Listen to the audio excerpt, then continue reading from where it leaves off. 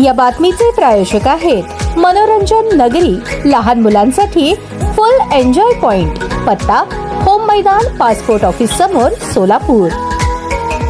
प्रभाग क्रमांक 22 मधील नागरिकांना रस्त्यांची दुरावस्था, खड्डेमय रस्ते, अपूर्ण ड्रेनेजची कामे, बंद पडलेले स्ट्रीट लाईट, कचरा, पाणी पुरवठा, डासांचा उपद्रव यांसारख्या गंभीर समस्यांना अनेक दिवसांपासून सामोरे जावे लागत आहे। मात्र प्रशासनाचे दुर्लक्ष होत असल्याने नागरिकांमध्ये संतापाची लाट उसळली आहे। या समस्यांबाबत काँग्रेस पक्षाच्या वतीने डी ब्लॉक अध्यक्ष देवाभाऊ गायकवाड यांच्या नेतृत्वाखाली आंदोलन छेडण्यात आले। या आंदोलनादरम्यान रस्त्यावरील मोठ्या खड्ड्यात रोपे लावून प्रशासनाविरोधात अनोख्या पद्धतीचा निषेध नोंदवण्यात आला। यावेळी बोलताना देवाभाऊ गायकवाड यांनी सांगितले, प्रभाग 22 मधील रस्त्यांवर प्रचंड खड्डे पडले असून पावसाळ्यात पाणी साचल्यामुळे वाहतुकीची मोठी समस्या निर्माण होते। त्यामुळे शालेय विद्यार्थी, महिला, ज्येष्ठ नागरिक यांना प्रचंड त्रास सहन करावा लागत आहे। खड्ड्यांमुळे वारंवार अपघात होत असून नागरिकांच्या जीविताला गंभीर धोका निर्माण झालाय। दोंडीबा वस्तीतील सुरू असलेल्या ड्रेनेज कामामुळे रस्ते खोदले गेले आहेत, त्यामुळे वाहतुकीला अडथळे निर्माण होत आहेत। याशिवाय प्रभागातील अनेक ठिकाणी रस्त्यावरील दिवे बंद असल्याने अंधार पसरतो, ज्यामुळे अपघात आणि गुन्हेगारी घटनांची शक्यता देखील वाढली आहे।